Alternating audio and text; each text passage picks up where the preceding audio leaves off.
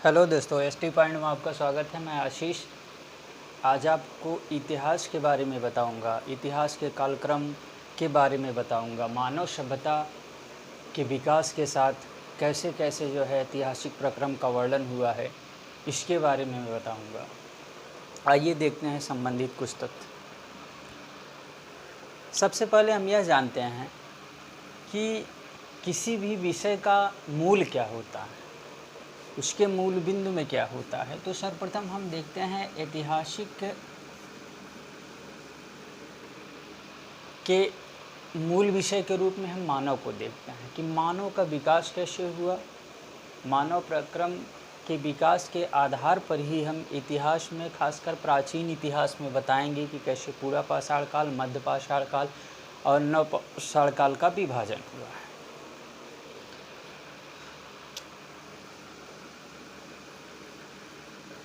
तो केंद्र बिंदु हम देखते हैं, ये है मानव केंद्र बिंदु। इसके विकास के प्रक्रम को देखेंगे, उसके आधार पर कैसे इतिहास को डिस्ट्रीब्यूशन किया गया है, इसके बारे में देखेंगे। तो सबसे पहले हम ये जानते हैं कि इतिहास है क्या।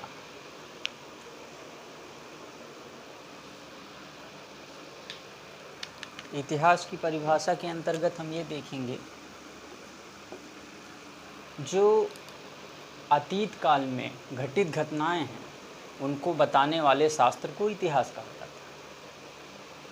क्योंकि सारे लोगों का इतिहास नहीं होता, जिनका वर्णन है, जिन्होंने कुछ ऐसा किया है जो मानव सभ्यता के लिए अमूल्य है, वो ही इतिहास के अंतर्गत आते हैं।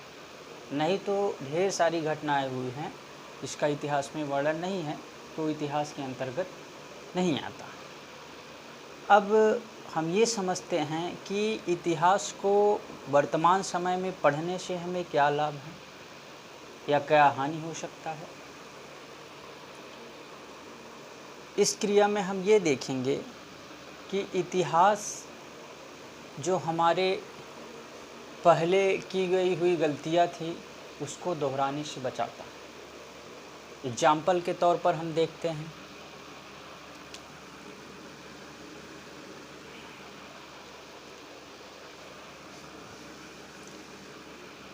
नाइनटीन 1962 युद्ध के दौरान जब पंडित जवाहरलाल नेहरू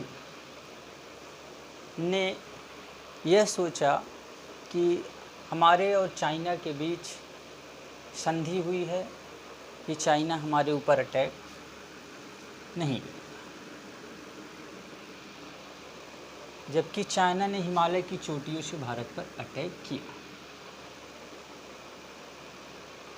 तो इससे हमें यह सीख मिलती है कि जो हम पहले गलतियां कर चुके हैं उससे सीखें और इतिहास में दोबारा इस प्रकार की कोई गलती ना करें जिससे हमें हानि उठाना पड़े। ये तो हो गया इतिहास और इतिहास से संबंधित लाभ क्या हो सकते हैं हमें, इसके बारे में। प्रमुख बिंदु आते हैं हम संस्कृति। संस्कृति क्या है? संस्कृति जीवन, मूल्य, धर्म, दर्शन, कला, साहित्य, आस्था, विश्वास, जितने भी हमारे समाज में समाहित है, धर्म हो गया, संस्कृति हो गया, जो हमारे अंदर संकल्पित है, धर्म है, विचार है, अभिव्यक्ति है, कला है, ये हमारी संस्कृति है। ये बहुत पहले से चली आ रही है, जो पीढ़ी दर पीढ़ी ट्रांसफ़र हो रही है, तो इसमें परिवर्तन नहीं हो सकता। और जब संस्कृति की भौतिक और विशिष्ट अवस्था, वह सभ्यता होता है। सभ्यता जो है विकसित प्रक्रिया को दिखाता है, सभ्यता विकसित प्रक्रिया को दिखाता है, जबकि संस्कृति जो है मूल रूप से व्यक्ति में समाहित होती है। जैसे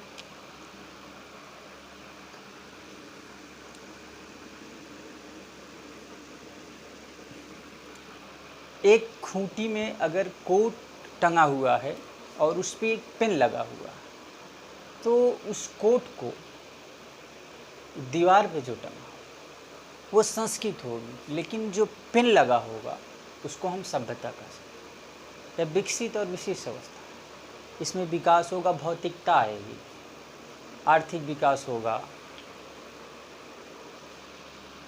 लेकिन संस्कृति हमारी वही रहेगी। जो हमारे धर्म थे, दर्शन थे, कला थे, साहित्य थे, जिस चीज़ों में हमारे विश्वास है, कल हमारे आपके दादा परदादा में था, फिर पिताजी में आया, फिर हम में आया। तो ये जो है एक ट्रांसफ़र हो रही है, संस्कृति समाहित है हमें, वो परिवर्तित नहीं हो सकती, एक लगातार होने वाली प्रक्रिया है। लेकिन उसमें कुछ परिवर्तन हो जाए, विशेषता आ जाए, विशिष्टता आ जाए, तो वो सभ्यता के अंतर्गत, तो संस्कृति में मानवीकरण की व्यवस्था ही सभ्यता कहलाती है। भौतिक और विशिष्ट अवस्था सभ्यता कहलाती है। अब इसमें हम कुछ अंतर देखते हैं। सभ्यता एक अवस्था है, जबकि संस्कृति एक प्रक्रिया है। जैसा कि हमने बताया कि ट्रांसफ़र होती है, प्रक्रिया है, ये बदलने वाली नहीं है। सभ्यता आ जाएगी, फिर भी उसमें संस्कृति समाई रहेगी। अरे हम कितना भी विकसित कर लें, कितना भी विकास कर लें, हम अपना कितना डेवलपमेंट कर लेते हैं, लेकिन जो हमारे अंदर जो हमारे मूल्य हैं वो तो ख़त्म नहीं होंगे। जो हमारे विचार हैं, अभिव्यक्ति है, विश्वास है, वो तो ख़त्म नहीं होंगे, वो संस्कृति रहेगी। और हम कितना भी विकास कर लें, विकसित अवस्था में आ जाए, वही हमारी सभ्यता है। मानवीकरण, ठीक, हम ट्रेन बना लिए, एरोप्लेन बना लिए, मोबाइल हो गया हमारे पास, ऑनलाइन डिजिटल हो गया, ये हमारी जो है विशिष्टता को दर्शाता है, भौतिकता को दर्शाता है।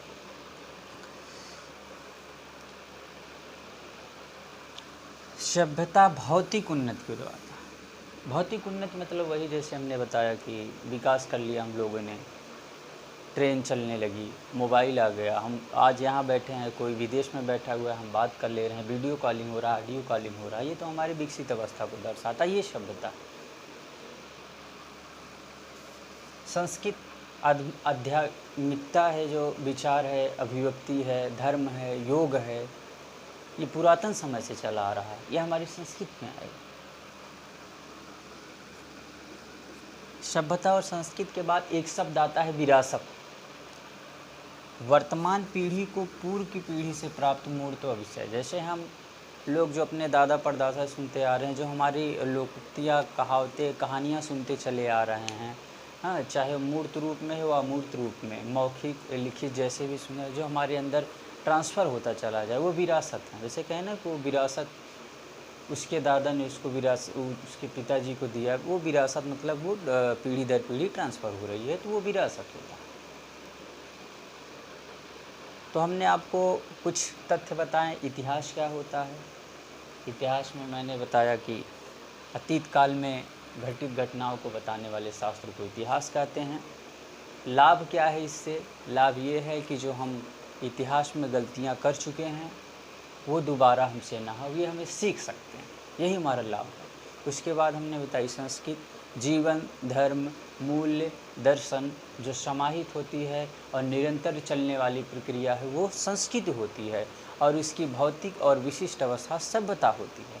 जैसे मैंने उदाहरण के तौर पर आपको कोट और पेन के बारे में बताया।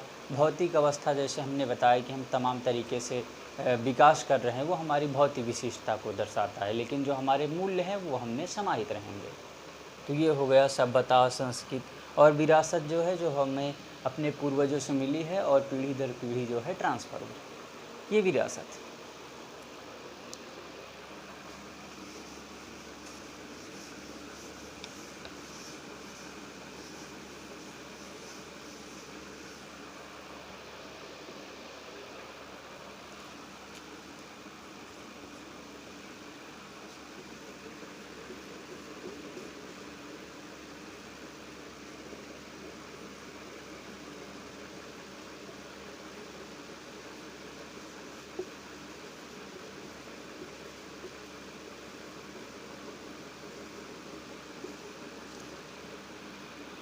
जैसा कि हम जानते हैं कि प्राचीन इतिहास साक्ष्यों पर ही आधारित है, जिसके मूल रूप से साक्ष्य उस समय प्रयोग किए गए औजार थे जो पत्थरों के बने होते थे। खासकर प्रागैतिहासिक काल का जो हमें जानकारी मिलती है, वो पत्थरों के आधार पर प्रयोग किए गए औजारों से मिलती है। हम देखते हैं कि प्रागैतिहासिक काल में मनुष्य जो है आदिम जीवन जीता था, जंगलों में रहता था, फलों का सेवन करता था, कच्चे मांस खाता था और पेड़ों पे रहता था और पत्तियों को लपेटता था। लेकिन धीरे धीरे जैसे उसकी कपाल क्षमता का विकास होता, अभी हम बताएंगे कि जो मानव क्षमता का, जैसे अभी बताएंगे जावा मानव, हाँ, निएंडरथल मानव, पैकिंग मानव, ये इनके विकास के प्रक्रम थे। किसी की कपालिक क्षमता 1300 सीसी थी, 1350 सीसी थी, यहाँ तक हम देखते हैं कि 1450 सीसी तक इनकी कपालिक क्षमता थी। मतलब इनके सोचने ना काल में आ जाएगा ये।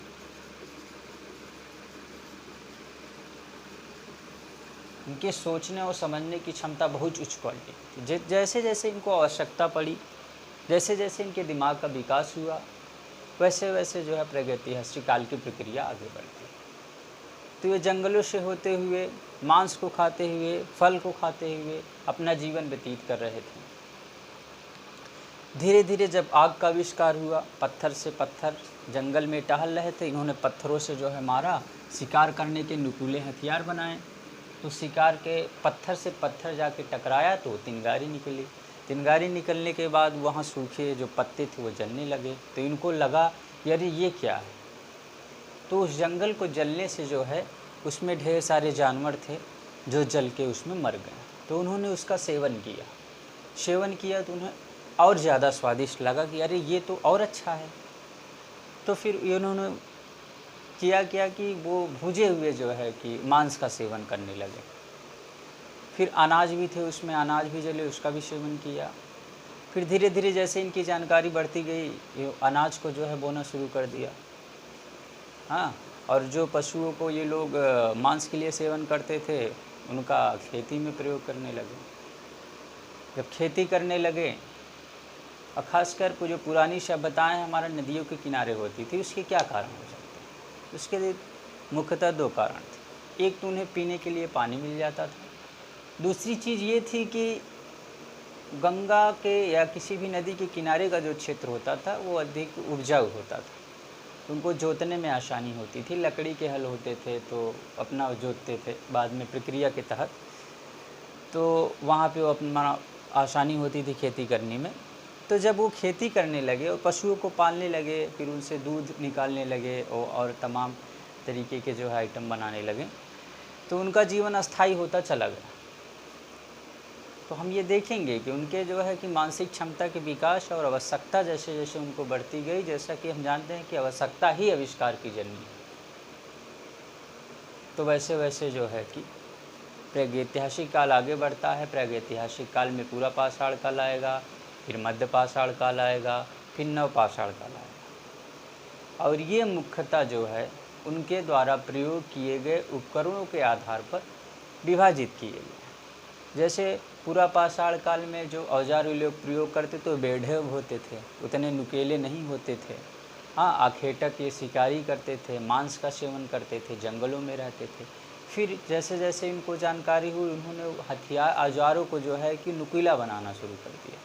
नुकीला बनाने लगे, जब नुकीला बनाने लगे तो विकसित अवस्था हो गई, तो उसी को लोगों ने मध्य पाषाण काल कर दिया। फिर वहाँ मध्य पाषाण काल में पशुपालन वगैरह के भी साक्ष्य मिले, जो पहले मांस खाते थे फिर उसको पालने लगे। आगे चल के नव पाषाण काल आएगा तो उसमें लोग खेती करने लगते हैं, सिलाई का भी साक्ष्य मिला हुआ है, और पशुपालन होता है, दूध उत्पादन होने लगता है। तो जीवन जब खेती होने लगती है तो एक जगह स्थायी हो जाता है। और उस समय के उपकरण और नुकीले होते थे, फलक आधार के होते थे, बेधक। तो इस प्रकार जो है कि पूरा प्रागैतिहासिक काल के बारे में हम आपको बताएंगे कि कैसे कैसे इसका विकास हुआ। इसमें डेट का वर्णन है बहुत सारा। पूरा पाषाण काल को 3 भागों में, उच्च पूरा पाषाण काल, मध्य पाषाण काल, नवीन पाषाण काल, नवीन पाषाण काल के बारे में है। तो इसके बारे में हम आपको बताएंगे मुख्यतः प्रागैतिहासिक काल के बारे में यही आपको जानना है कि मतलब पूरा पाषाण काल, मध्य पाषाण काल और नव पाषाण काल में कौन कौन से हथियार पाए गए, कहाँ कहाँ कौन कौन से साक्ष्य मिले हैं, ये आपको जानना है। और कैसे विकास प्रक्रिया हुई हम आपको मौखिक रूप से बता दिए हैं। अगली क्लास में मैं आपको बताऊंगा कि कैसे कैसे जो है कि प्रक्रिया चली। ऐतिहासिक प्रवाह क्या था, जैसा कि हम जानते हैं प्रागैतिहासिक ये काल जो है कि प्रारंभ से 3000 ईसा पूर्व होता है। उसके बाद सिंधु सभ्यता आएगा। सिंधु सभ्यता को बताएंगे हम 2300-1750 ईस्वी।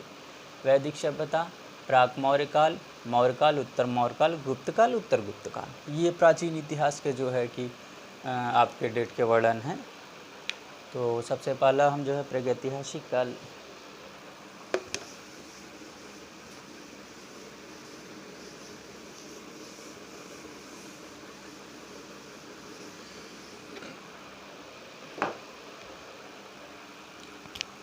इससे पहले हम आपको एसी और बीडी के बारे में बताना चाहते हैं।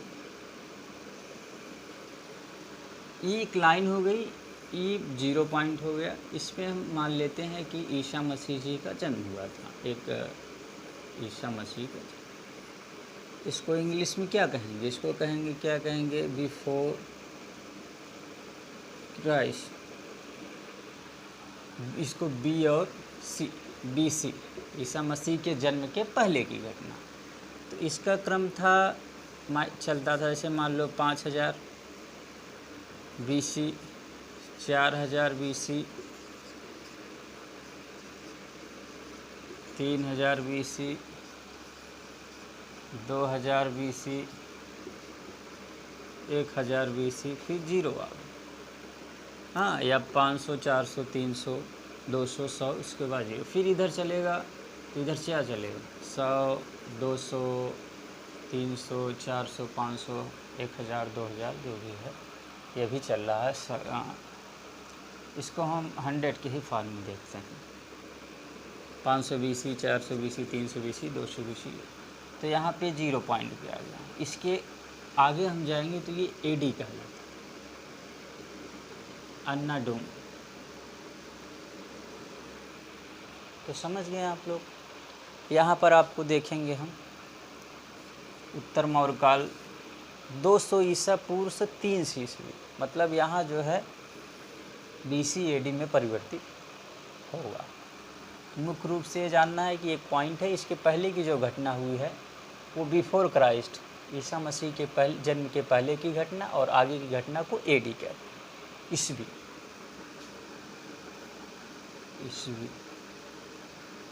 और ये ईसा पूर्व की घटना थी, 500, 400, 300, 200, 100, ये परिकल्पना है। फिर आगे जो है ये प्लस में चलेगा, एक तरीके से माइनस में। तो AD और BC हो गया, सभ्यता हो गया, संस्कृत हो गया, विरासत हो गया, मानव विकास की अवस्था हो गया। तो ये सारी चीज़ें जो हैं आपको मैंने बता दिया है। बाकी प्रागैतिहासिक काल के बारे में जो है अगली क्लास में आपको डिटेल बताएंगे। आप हमारे साथ बने रहिए, चैनल को लाइक और सब्सक्राइब कीजिए, और जो आपका सुझाव हो ज़रूर दीजिएगा। धन्यवाद।